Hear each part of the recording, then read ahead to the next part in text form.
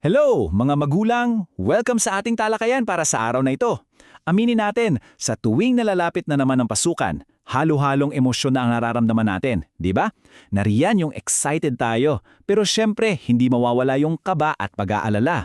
Handa na ba talaga ang mga bata? Mabibigla ba sila sa mga leksyon?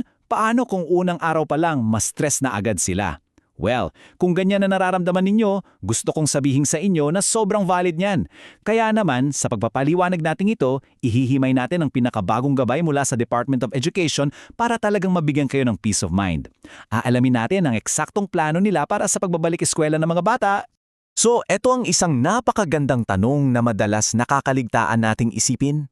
Ano nga ba talaga ang nangyayari pagpatak ng Day 1? Madalas kasi, kapag naiisip natin ang unang linggo ng pasukan, ang nai-imagine agad natin ay mga seryosong guro, sangkatutak na libro at mga batang subsub agad sa pagsusulat. Parang feeling natin pagtunog pa lang ng bell, boom, umpisa na agad ang matinding academic pressure. Pero ang tanong, totoo nga ba ito? Expectation versus reality tayo rito.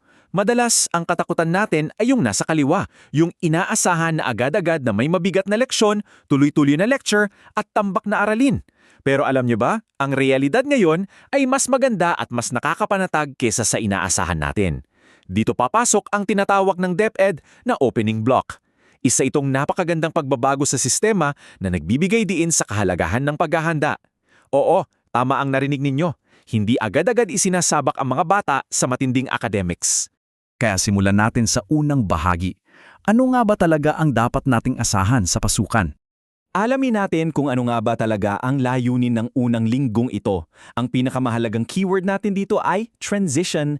Isipin nyo na lang na parang nag-gym kayo. Di ba hindi ka naman agad magbubuhat ng 50 kilos sa unang araw mo?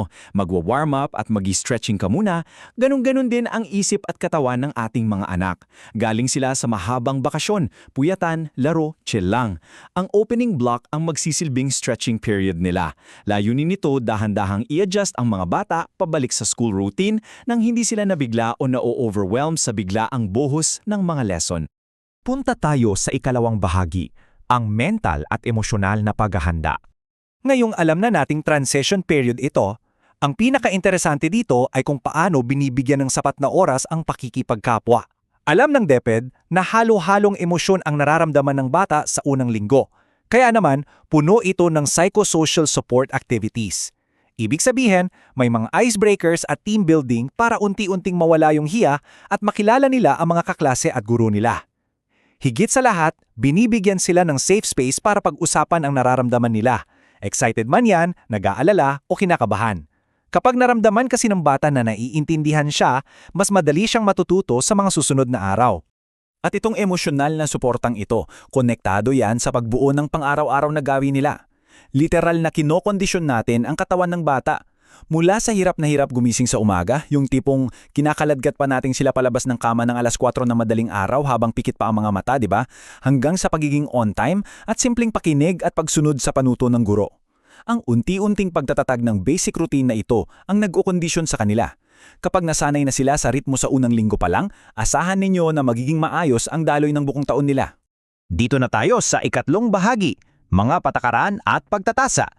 Kapag naset na ang emosyonal at pisikal na routine, papasok na tayo sa mga practical na aspeto. Sa unang linggo, inilalatag ng malinaw ang mga patakaran. Dito pinag-uusapan ng classroom rules, kung paano ba ang grading system, ang policy sa attendance at tamang pagsusuot ng uniforme. At ito ang sobrang halaga, disaster preparedness. Itinuturo sa mga bata kung ano ang dapat gawin kapag may lindol, sunog o bagyo. Bilang mga magulang, nakakapanatag ito ng loob kasi alam nating priority ang kaligtasan nila at naipapaliwanag ito bago pa man simulan ang mga mahihirap na math problems. Eto na, dumating na tayo sa tanong na siguradong bumabagabag sa maraming magulang. Kahit kasi sabihin nating transition period ito, madalas, pag uwi ng bata, sinasabi nila, "Ma, nag-exam kami." Kaya ang tanong, magkakaroon ba agad ng gradong pagsusulit na makakaapekto sa card ng anak ko sa unang linggo pa lang? Ang sagot, walang grado. Uulitin ko po para mas malinaw. Walang grado ang mga pagsusulit na ito. Yes, pwede na po tayong huminga ng malalim. Ang mga test sa unang linggo ay hindi para sukatin ang talino ng inyong anak o ibagsak sila kung nakalimutan nila ang lesson last year. walang ganun. So tatanungin ninyo ako, kung walang grado, bakit pa sila nag-e-exam? Ang tawag kasi dyan ay diagnostic assessment. Inaalam lang nito ang tinatawag na baseline knowledge. Gustong malaman ng guro kung ano pa ang natatandaan ng inyong anak. Pangalawa, ginamit ito para sa proper remediation. Parang mapa ito para sa teacher. Kung makita niya ang marami ang nakalimot magbasa o mag-multiply, alam niya ang kailangan muna niya itong balikan bago tumalon sa mga bagong topics. Napakagandang sistema nito dahil sinisiguro nitong walang batang maiiwan. Ayan, papunta na tayo sa ika-4 at huling bahagi, ang Welcome at Conditioning Week. Para pagsama-samahin natin ang lahat ng ito, ang opening block ay isang whole child approach. Sinisiguro ng DepEd na ang buong pagkatao ng anak ninyo ay handa. Handa ang isip na galing sa bakasyon, handa ang emosyon kasi kaklose na niya mga kasama niya, at handa ang katawan kasi sanay na ulit siyang gumising ng maaga. Dahil dito, naiiwasan natin yung tinatawag na school shock, yung biglaang stress na kinakatakutan nating lahat. At para selyuhan natin ang lahat ng ito, babasahin ko ang mismong filosofiya mula sa gabay ng DepEd. Ang opening block ay parang isang welcome at conditioning week. Napakagandang metafora, di ba? Isa siyang mainit na pagtanggap at paghanda na nagbibigay sa inyong anak ng pinakamagandang panimula para sa buong taon. Ngayong nabigyang linaw na natin ang tunay na nangyayari sa unang linggo ng pasukan, iniiwan ko sa inyo ang tanong na ito. Paano nito babaguhin ang paghahanda nyo para sa inyong anak? Imbas na ma-stress at i-pressure ang mga bata na mag-advance reading agad, baka panahon na para palitan natin ang kaba ng pagkasabik. Bigyan natin sila ng suporta, ng mahigpit na yakap at masayang pananaw dahil alam nating nasa mabuti silang kamay. Unti-unti silang ginagabayan sa panibagong taon ng pagkatuto. Maraming salamat sa pagsama sa akin sa talakayang ito. Ako ang inyong kasama na patuloy na nagpapaliwalag at nagpapaalala na ang edukasyon dapat masayang paglalagpay. Hanggang sa muli!